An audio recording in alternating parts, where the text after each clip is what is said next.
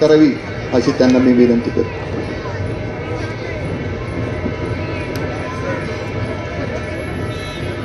छत्रपती शिवाजी महाराज की. श्रोते हो,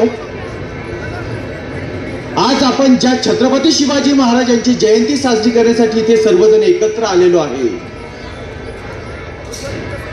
ज्यांचं नाव ऐकलं की आपल्या सर्वांचं रक्त सळसळून उठतं, त्या शिवरायांना कधी काळी हा महाराष्ट्र विसरला होता हे सांगितलं तर विश्वास बसणार नाही. आजपासून 350 वर्षांपूर्वी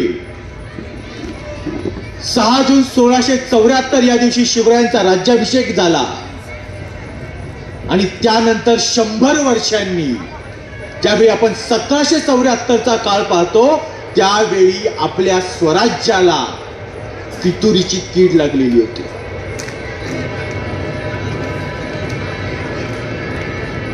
अटके पार सध्याच्या पाकिस्तानमध्ये स्वराज्याचा भगवा ध्वज रोवणारे रघुनाथराव यांनी पेशवे पदाच्या लालसेपोटी नारायणराव पेशव्यांचा खून करायची, त्यांची हत्या करण्याचं त्यांनी नियोजन केलेलं होतं. आणि त्यानंतर ज्यावेळी इंग्रजांनी हा देश जिंकला त्यावेळी 1 जानेवारी 1818 रोजी त्यांनी शनिवार वाड्यावरून स्वराज्याचा ध्वज खाली घेतला आणि स्वतःचा युनियन जॅक फडकावला. तेव्हा या इंग्रजांनी हे जाहीर केलं की हा देश आम्ही जिंकला, हा देश आम्ही पादाक्रांत केला, तो दिल्लीच्या बादशाहकडून नाही तर मराठ्यांकडून.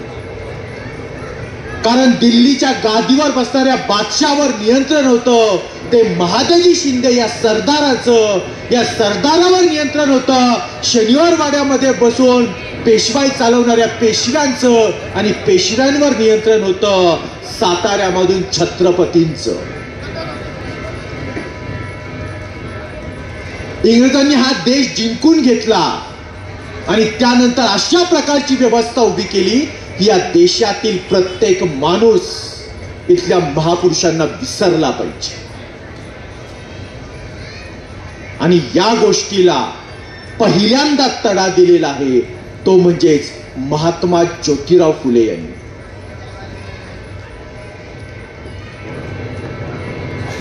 जी मी घटना सांगितली शिवरायांच्या राज्याभिषेकाची 1674, त्यानंतर 1774 आणि त्यानंतर आणखी पुढे 100 वर्षांनी येऊयात 1874. 1874 साली शिवरायांच्या राज्याभिषेकात 200 वर्ष पूर्ण होत होती. पण यावेळी महाराष्ट्रामध्ये शिवरायांची जयंती, पुण्यतिथी, शिवरायांचा एखादा पराक्रम, राज्याभिषेक दिन हा साजरा होत नव्हता. आणि या गोष्टीची जाणीव महात्मा फुले यांना झाली आणि महात्मा फुले आपल्या सोबत काही साथीदारांना त्यांनी घेतलं आणि महात्मा फुले यांनी रायगड गाठला. इसवी सन 1776 साली ते रायगडावर गेलेले.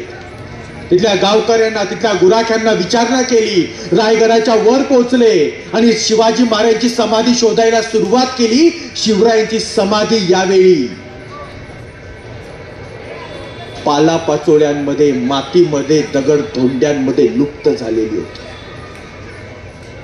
महात्मा फुले यांनी हा पालापाचोळा बाजूला केला, दगडधोंडे बाजूला केली, माती बाजूला केली, ही समाधी स्वच्छ केली आणि शिवरायांचा पोवाडा लिहिला.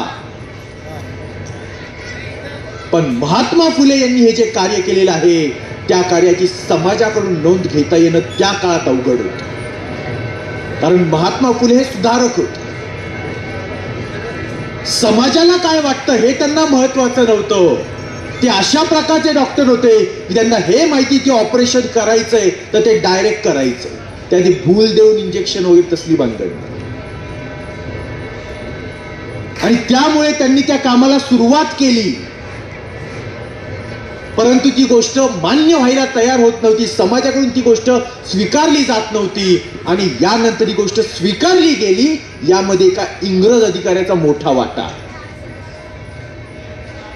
एका इंग्रज अधिकाऱ्याचे आपल्याला इथे कौतुक केलं पाहिजे. या अधिकाऱ्याचं नाव होतं जेम्स डग्लस.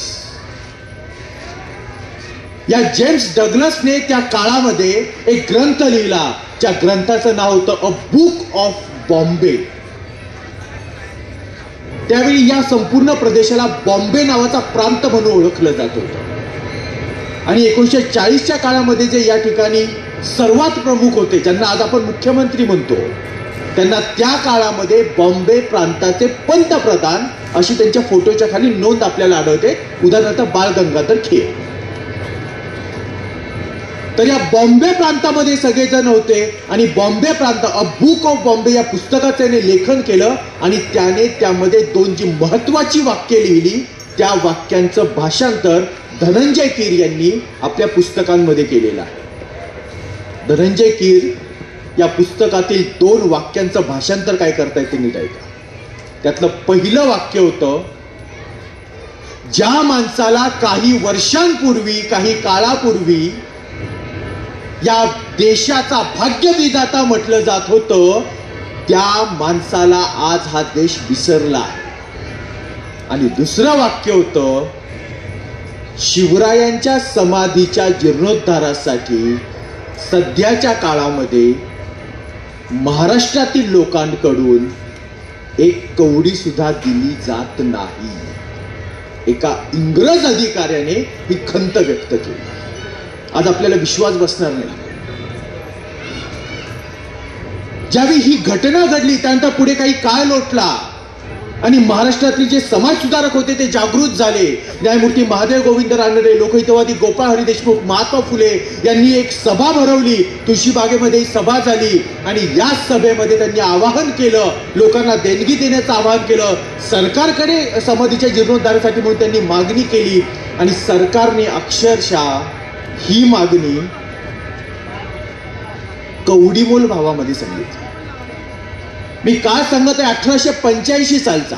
1880 साली ज्यावेळी चिपळूणकर, टिळक, आगरकर, नामजोशी यांनी राष्ट्रीय शिक्षण देणारी देशातील पहिली शाळा न्यू इंग्लिश स्कूल पुणे निर्माण केली, त्यावेळी त्यांनी फक्त आपल्या पोटापाण्याचा भागू शकेल एवढीच व्यवस्था त्यामध्ये पाहिलेली होती आणि त्यासाठी त्यांनी 30 रुपये पगार घेतलेला होता. आणि इंग्रज सरकारने शिवरायांच्या समाधीच्या जीर्णोद्धारासाठी वार्षिक 4 रुपये द्यायला सुरुवात केली. त्यामुळे आर्थिक सहकार्यामुळे हा विषय थोडासा मागे पडला आणि यानंतर साधारणपणे 10 वर्षांनी लोकमान्य टिळकांनी हा विषय हाती घेतला आणि त्यांनी शिवरायांच्या समाधीचा जीर्णोद्धार करणं आणि त्यासोबत शिवजयंतीला एक उत्सवाचं स्वरूप देणं यासाठी प्रयत्न सुरू केले. यावेळी लोकमान्य टिळक यांनी जी काही संपूर्ण देशामध्ये राष्ट्रीय चळवळ उभारली, ज्यामध्ये भारतीय स्वातंत्र्यासाठी मोठे प्रयत्न सुरू झाले होते, त्यामध्ये त्यांनी 5 नेते निवडलेले आहेत. 5 आदर्श भारतीयांसमोर ठेवले.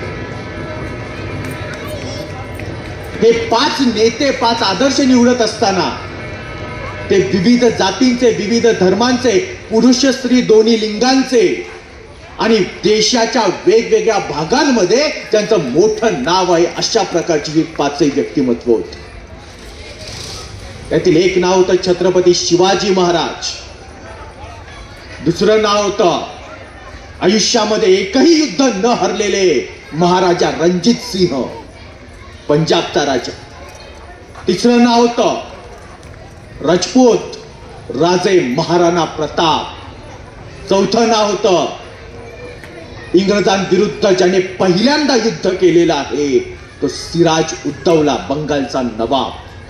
आणि 5वं नाव होतं महाराष्ट्रामधून उत्तरेमध्ये गेलेल्या झाशीच्या राणी लक्ष्मीबाई. या 5 आदर्शांना आपल्या नजरेसमोर ठेवलं आणि या 5 जणांना समोर ठेवून भारतीय स्वातंत्र्याचा पाया रचला गेला आणि यामधून पुढे आपल्या देशाला स्वातंत्र्य मिळालेलं आहे. मग विचार करूयात या 5 पैकी एक असणारे छत्रपती शिवाजी महाराज यांचं आयुष्य किती जबरदस्त असलं पाहिजे. हे छत्रपती शिवाजी महाराजांच्या राज्याभिषेकाचं 350वं वर्ष आहे आणि त्यामुळे मी त्या अनुषंगाने आजच्या व्याख्यानाची रचना केलेली आहे. मला इथे बोलण्यासाठी 30 मिनिटांचा वेळ देण्यात आलेला आहे, त्यातील 10 मिनिटं आतापर्यंत पूर्ण आले. पुढच्या 20 मिनिटांमध्ये मी आपल्या समोर हा राज्याभिषेकाचा मुद्दा मांडेल. मुळात हा विषय सुरू कुठून होतो खंडाळ्यांचा हत्ती पिसायला आणि त्यावेळी जी काही घटना घडली, भोसले आणि जाधव यांच्यामध्ये जे वैर निर्माण झालं, त्यानंतर पुढे जिजाबाई एके दिवशी शहाजी राजांना मोठ्या पराक्रमाबद्दल जेव्हा ते आपल्या महालामध्ये परत आले तेव्हा त्यांचं औक्षण करत होत्या. औक्षण करून त्यावेळी ज्यावेळी त्या आतल्या खोलीमध्ये आले त्यावेळी शहाजी राजांनी विचारलं, जिजाबाई तुम्ही आमचं औक्षण केलं ही गोष्ट सत्य आहे, पण तुमच्या चेहऱ्यावर नेहमीचा आनंद दिसला नाही. त्यावर जिजाबाईंनी उत्तर दिलं, महाराज तुमच्या तलवारीमध्ये पार्थ अर्जुनाच्या धनुष्याचं बळ आहे, पण जेव्हा आमच्या सख्ख्या जाऊबाईंना महाबत खानानं उचलून नेलं तेव्हा कुठं गेला होता हिचा पराक्रम. राणी साहेब, ज्या गोदा तीरावरून तुमच्या जाऊबाईंना उचलून नेला म्हणता त्याच गोदा तीरावरून कधी काही सीतामय्याही उचलल्या गेल्या होत्या, हे विसरू नका तुम्ही. होय, उचलल्या गेल्या होत्या सीतामय्या, पण रामानं सोडून आणलं होतं त्यांना. मग आम्ही आणलेच की सोडून तुमच्या जाऊबाईंना मोठी खंडणी देऊन. पण रामानं खंडणी दिली नव्हती, खांडोळी केली होती त्या रावणाची. जिजाबाई नेमकं मनात आहे तरी काय तुमच्या? आणि समोर उत्तर आलं, बंड. बंड? पण बंड करण्याला गुंड मानते शासन व्यवस्था असेल म्हणूनच कदाचित संत तुकाराम म्हणत असतील, पुत्र व्हावा ऐसा गुंडा ज्याचा तिन्ही लोकी झेंडा. चालेल मला माझा पती गुंड झालेला चालेल जर तो इथे स्वराज्याचा प्रयत्न करण्यासाठी गुंडगिरी करेल. चालेल मला माझा पुत्रही गुंड झालेला चालेल तर तो इथल्या धरतीच्या रक्षणासाठी गुंडगिरी करेल. आणि चालेल मला माझा नातूही गुंड झालेला चालेल जर तो इथल्या धरतीच्या रक्षणासाठी बलिदान देण्याची तयारी ठेवेल. स्वराज्याची ज्योत जिजाबाईंनी शहाजी राजांच्या मनामध्ये पेटवली. शहाजी राजांनी निजामशाहीच्या गादीवर बसून स्वराज्याचा पहिला प्रयत्न सुरू केला, पण हा प्रयत्न असफल ठरला. त्यांची बदली विजापूरला झाली आणि यावेळी जिजाबाई आणि शहाजीराजे एकत्र बसलेले. काय केला विचार? आदिलशाहीची राजधानीचं ठिकाण आहे, जावं राजधानीत, आनंदाने नाचावं, गावं, तिथे राहावं, राजधानीच्या ठिकाणात आयुष्य आराम उपभोगावा. नाही, पहिला निर्णय घेतला पती पत्नीची ताटातूट आणि दुसरा निर्णय घेतला दोन्ही मुलांची ताटातूट. शहाजी राजे आपल्यासोबत संभाजी राजांना घेऊन गेलेले. जिजाबाई शिवाजी राजांना घेऊन या ठिकाणी पुण्यामध्ये थांबलेले आहेत. वयाच्या 12व्या वर्षी शहाजी राजांनी आयुष्याचं स्वप्न ही राजमुद्रा शिवाजी राजांच्या हातामध्ये ठेवली. दोन्ही सुपुत्र लहानाचे मोठे होऊ लागले आणि लहानाचे मोठे होत असतानाच एक एक गडकोट जिंकायला, स्वतःचं अस्तित्व निर्माण करायला, स्वतःचं सैन्य निर्माण करायला सुरुवात झाली. आणि त्यावेळी आदिलशहाने एकच अशी खेळी खेळली की सर्व भोसले कुळाचा नायनाट करून टाकायचा. शिवाजी राजांवर पाठवला फत्ते खान, संभाजी राजांवर पाठवला फिरोज जंग आणि शहाजी राजांवर पाठवलेले आहेत 3 सरदार. ज्या शहाजी राजांनी निजामशाहीच्या नावावर स्वराज्याचा प्रयत्न केला होता त्यांच्यावर एखादा सरदार पाठवून चालणार नव्हतं. आदिलशहाच्या नंतर ज्याचा मान मरातब आहे तो वजीर, म्हणजेच त्याच्या दरबारातील पंतप्रधान मुस्तफा खान. दुसरा सरदार होता त्याच पदाचा दावेदार अफजल खान आणि तिसरा सरदार होता शहाजी राजांचाच लांबच्या नात्यातील भाऊ बाजी घोरपडे. या तिघांनी दगा देऊन शहाजी राजांना कैद केलेलं आहे. इकडे शिवाजी राजांनी फत्ते खानची फत्ते केली, शंभू राजांनी फिरोज जंगला उधळून लावलेलं आहे. शहाजी राजांनी आपल्या जिभेच्या जोरावर मुस्तफा खान ठार केला. म्हणजे मुस्तफा खानला त्याच्या शब्दांच्या अनाभाकांच्या शब्दांच्या जंजाळामध्ये अशा रीतीने बसवलं, अशी इतके शब्दांची रचना केली, अशा पद्धतीने टॉर्चर केलं की मुस्तफा खान नंतर दरबारापर्यंत जिवंत पोहोचूच शकला नाही. पण आदिलशहाने शिवाजी राजांकडे आणि जिजाबाईंकडे खलिता पाठवला. काय पाहिजे तुला? स्वराज्य की सौभाग्य? काय हवंय तुला? स्वराज्य की सुपुत्र? जिंकलेले म्हणजे फिरोज जंग आणि फत्ते खान यांच्यासोबत झालेल्या युद्धामध्ये मिळालेला विजय सुद्धा आज पराभव मानला जात होता, कारण शहाजी राजे आज शत्रूच्या ताब्यात होते. आणि त्यावेळी शिवाजी राजांनी गनिमी काव्याचा प्रयोग खेळला. शहजादा औरंगजेब त्यावेळी दख्खन हिंदुस्थानमध्ये मुघलांचा सुभेदार होता आणि या सुभेदाराचा त्यांनी एखाद्या प्याद्याप्रमाणे खेळण्याप्रमाणे वापर केला आणि शिवरायांनी शहाजी राजांची मुक्तता केली. औरंगजेब बादशाला लक्षात आलं आपला खेळण्यासारखा वापर झालेला आहे, पण त्याला इथे थांबण्यामध्ये अर्थ नव्हता, कारण त्याला माघारी दिल्लीकडे जायचं होतं. वडिलांना कैद करायचं होतं, भावंडांना ठार मारायचं होतं, वडिलांना विषारी तेलाची मालिश करायची होती, अनेक कामं होती. तो निघून गेला आणि शिवाजी राजांनी स्वराज्याची मुहूर्तमेढ आणखी घट्ट करायला सुरुवात केली. पण शिवाजी राजांचं स्वराज्य म्हणजे साधी गोष्ट नाही बरं का. खूप मोठ्या प्रमाणात बलिदान द्यावं लागतं तेव्हा शिवाजी महाराज होतात. आज 350 वर्षांच्या नंतर आज आपण त्यांचा राज्याभिषेक यावर्षी साजरा करतोय. त्यामागे बलिदान काय आहे ते पहा.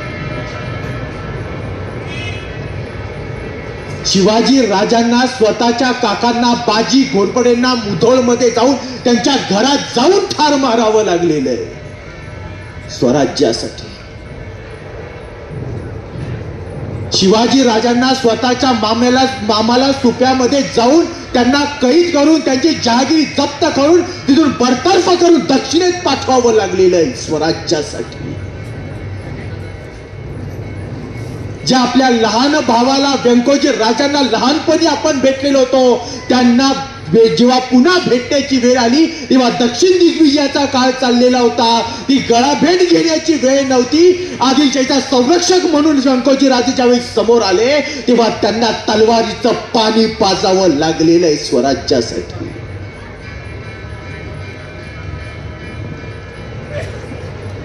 प्रतापगडावरचा प्रसंग, पत्नी सईबाईंचं निधन झालेलं आहे, त्यांची चिता रचली गेलेली आहे, चितेची आग सुद्धा थंड झालेली नाहीये, बाजूला 2 वर्षांचा शंभू बाळ उभा आहे.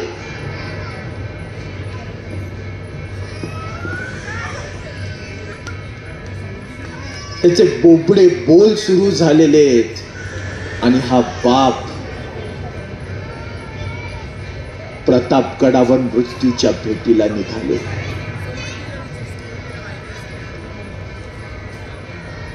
साडेतीनशे वर्षांनंतर आपण का साजरी करतोय त्यांच्या राज्याभिषेकाची या वर्षाची हा दिवस किंवा ही जयंती?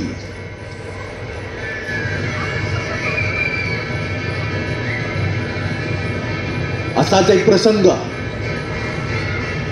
शिवाजी राजांनी सुरतेमध्ये हल्ला केला, सुरतेवरून माघारी निघाले आणि माघारी निघाल्याच्या नंतर वाटेमध्ये येत होते. इतका मोठा विजय हा होता की ज्याची बातमी इंग्लंडमध्ये असणाऱ्या लंडन गॅजेटच्या वृत्तपत्रामध्ये छापून आलेली होती.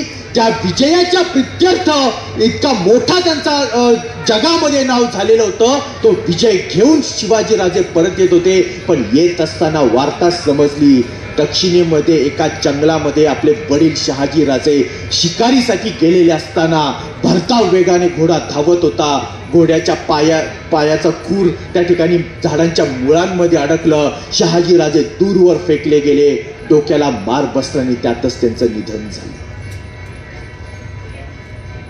एवढा मोठा विजय साजरा करता आला नाही. सगळी धनदौलत लोहगडकडे पाठवून दिली आणि शिवाजी राजे धावत पळत राजगडकडे आलेले आपल्या मातेला भेटण्यासाठी. पण समोर पाहता येते काय, राजगडाच्या दरवाजाच्या आतमध्ये पाहिलं, चंदनाची लाकडं रचली गेली होती.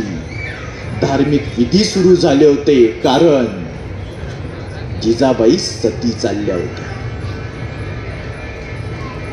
शिवाजी राजे धावत पळत आले त्यांनी जिजाबाईंच्या कक्षाच्या समोर आपली मांडी ठोकलेली आहे. त्यांनी हात मारायला सुरुवात केली, आवाज द्यायला सुरुवात केली, दरवाजा ठोठावायला सुरुवात केली, आऊसाहेब बाहेर या, आऊसाहेब बाहेर या. पण जिजाबाई बाहेर यायला तयार होत नव्हत्या. काही वेळाने त्यांनी दरवाजा उघडला आणि शिवाजी राजांनी पाहिलं, कालपर्यंत उंची वस्त्र आणि अलंकार घालणाऱ्या आपल्या आऊसाहेब आज सती जाण्याच्या तयारीत होत्या. पांढऱ्या साडीनिशी बाहेर पडल्या. शिवाजी राजांनी आपल्या मातेसमोर जाऊन थांबले. त्यांना थांबवण्याचा प्रयत्न सुरू केला. आऊसाहेब थांबा, हो नका जाऊ, तुम्ही गेला तर माझं कसं होणार? त्या जनतेला, त्या रयतेला काही दुःख असेल तर ते दुःख निवारण्यासाठी मी जातो. मला काही दुःख असेल तर मी कुणाकडे जायचं? त्या जनतेच्या डोळ्यांमध्ये अश्रूंचे थेंब उभे राहिले तर ते पुसण्यासाठी मी जातो. माझ्या डोळ्यांमध्ये अश्रूंचे थेंब उभे राहिले तर मी कुणाच्या मांडीवर डोकं ठेवून रडायचं? पण जिजामाता ऐकायला तयार नव्हत्या. त्या तशाच पुढे निघाल्या आणि शेवटी शिवाजी राजांच्या अंतरंगामध्ये असणारा लपलेला सुधारक जागृत झालेला आहे. राजा उठले आणि त्यांनी आवाज दिला, थांबा आऊसाहेब, तुम्हाला सती जाण्याचा अधिकार नाही.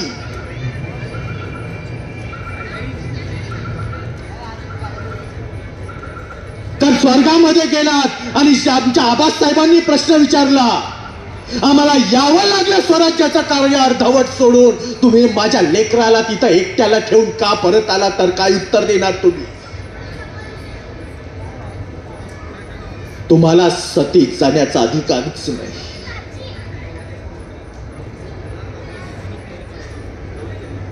जिजामाता जागेवर थपकल्या आणि त्यानंतर पुढे जिजामातांनी जेव्हा शेवटचे डोळे मिटले ते शिवरायांच्या राज्याभिषेकाच्या दिवसाच्या 12 दिवसानंतर.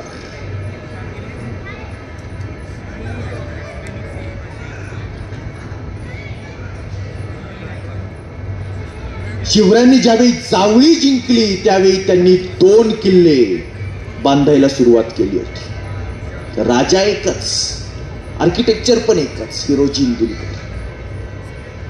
किल्ले 2, पण दोघांचा बांधण्याचा कालावधी वेगळा होता. एक किल्ला 2 वर्षात बांधून पूर्ण केला आणि दुसरा किल्ला बांधायला 17 वर्ष घेतली. 2 वर्षात बांधून पूर्ण केला तो प्रतापगड, कारण त्याचं काम 2 वर्षांनी होतं. आणि दुसरा किल्ला बांधायला 17 वर्ष घेतली, कारण त्याचं काम 17 वर्षांनी होतं. आणि या किल्ल्याचं नाव होतं रायगड. किती स्पष्ट आयुष्य. लहानपणी हातामध्ये राजमुद्रा आहे आणि तारुण्यामध्ये प्रवेश करत असताना बांधायला सुरुवात केलेले हे 2 किल्ले.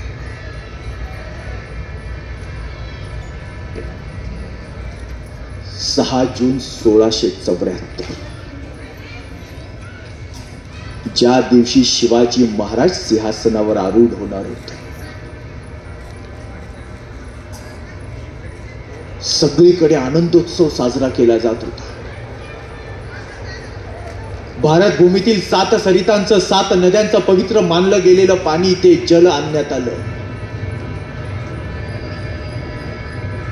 तीनही बाजूंच्या, हिंदुस्थानच्या 3ही बाजूला पसरलेल्या 3 महासागरांचं जल आणण्यात आलं.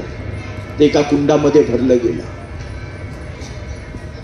कागा भट्टांना उत्तरेमधून बोलावलं होतं. राज्याभिषेकाचा कोणताही विधी त्या काळामध्ये अस्तित्वात नव्हता. शेकडो वर्षे असा विधी झालेला नव्हता.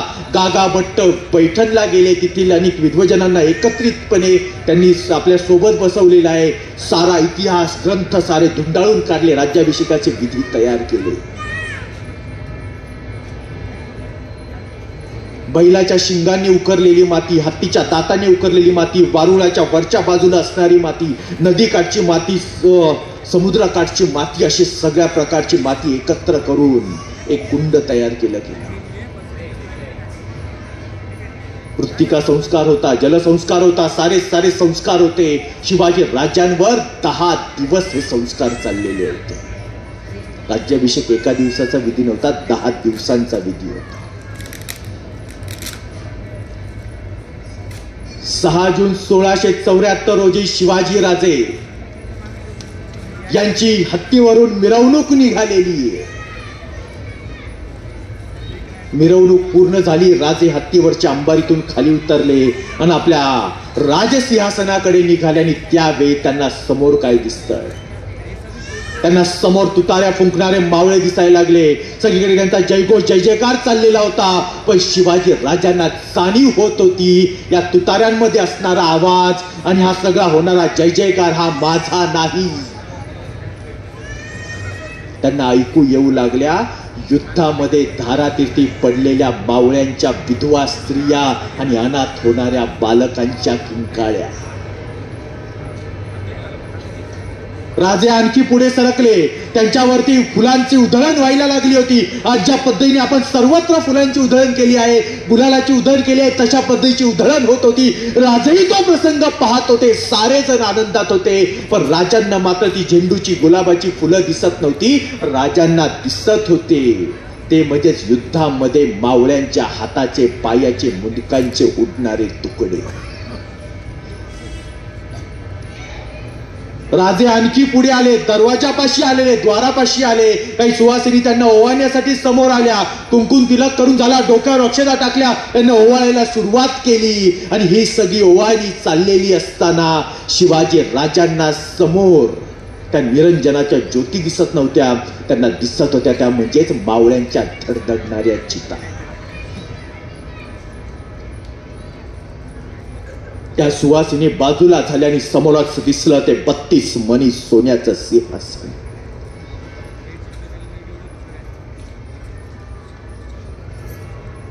आणि राजांनी पहिलं पाऊल उचललं. जसं पहिलं पाऊल उचललं तसे समोर दिसले फत्तेखानासोबत झालेल्या लढाईमध्ये वीर मरण पावलेले बाजी पासलकर. राजा, स्वराज्याचं हे पहिलं पाऊल माझ्या नावाचं. माझ्या देहावर पाय ठेवा आणि त्या सिंहासनाकडे जाण्याचा मार्ग तुमच्यासाठी मी रिकामा करतोय. या राज, हे पहिलं पाऊल माझ्या नावाचं. राजांनी पाय ठेवला, पुढे निघाले. दुसरं पाऊल उचललं. तितक्याच समोर दिसला शिवा काशेत. महाराज, जन्माला येता जरी शिवा काशीद म्हणून जन्माला नसलो तरी मरताना मात्र शिवाजी महाराज म्हणून मरणार आहे. तेव्हा परिधान केली होती वस्त्र, तेव्हाच झाली होती जाणीव याच्यावर कोसळणाऱ्या हजारो शस्त्रास्त्रांची. राज, हे दुसरं पाऊल माझ्या नावाचं. राजांनी तिसरं पाऊल उचललं. समोर दिसले बाजी प्रभू देशपांडे. राजा, आमच्यासारखे लाख मेले तरी चालतील, तुमच्यासारखा लाखांचा पोशिंदा जगला पाहिजे. यमालाही सांगितलं होतं थांब. जोवर 3 तोफांचे बार ऐकायला येत नाही तोवर मरायला वेळ नाही. थांब. हे तिसरं पाऊल माझ्या नावाचं. बाजी प्रभू देशपांडे. राजे एक एक पाऊल पुढे चाललेले आहेत. शेवटी पायऱ्यांच्या जवळ आले. पायरीवर पाय ठेवायला निघाले. इतक्यात आठवला तानाजी मालुसरे. महाराज, आम्ही जिवंत असताना तुम्ही लढायला जायचं, मग आम्ही कशाला? हे काही नाही, आधी लगीन कोंडाण्याचा मग माझ्या रायबाचं. कोंडाण्यावर मेच जाणार. राज, ही पायरी माझ्या नावाची. राजे एक एक पायरी चढत पुढे गेले. सिंहासनाच्या जवळ आले आणि इतक्यात त्यांना आठवलं हे शेवटचं पाऊल. ज्यावेळी या राज्याभिषेकाचा कार्यक्रम ठरला होता त्यावेळी ठरलं होतं बाजूला असणाऱ्या सरसेनापतीच्या पदावर त्या जागेवर उभे राहणार होते प्रतापराव गुजर. बेलोल खानाच्या 40,000 फौजेमध्ये फक्त 6 मावळ्यांना घेऊन तुटून पडणारे प्रतापराव, ज्यांची आठवण कवी कुसुमाग्रजांनी लिहून ठेवलेली आहे. म्यानात उसळे जेव्हा तलवारीची पात, वेडात मराठे हे वीर दौडले सात. राज हे शेवटचं पाऊल माझ्या नावाचं. राजांनी शेवटचं पाऊल ठेवलं, आपली मान वळवली. एका बाजूला दिसल्या त्या जिजामाता. आजही तीच चंद्रकोर, प्रदीप चंद्र लेखे व वर्धिष्णू प्रतिपदेच्या चंद्रकोरीप्रमाणे वाढत जाणार राज्य घडवायचं. वयाच्या 12व्या वर्षी दिलेलं स्वप्न समोर नजर टाकली. हसऱ्या खेळत्या चेहऱ्यांचे मावळे आणि प्रत्येकाच्या माथ्यावर हळदीचा किंवा चंदनाचा गोल ठिपका, पौर्णिमेच्या चंद्रासारखा. ते स्वप्न साकार होत होत. शिवाजी राजे सिंहासनावर आरूढ झाले आणि तीच ललकारी उठली, ज्या ललकारीची सुरुवात झाली की आपल्यापैकी प्रत्येकाचं रक्त सळसळायला सुरुवात होते. आणि ती ललकारी म्हणजेच प्रौढ प्रताप पुरंदर क्षत्रिय कुलावतंस सिंहासनाधीश्वर महाराजाधिराज शिवछत्रपती की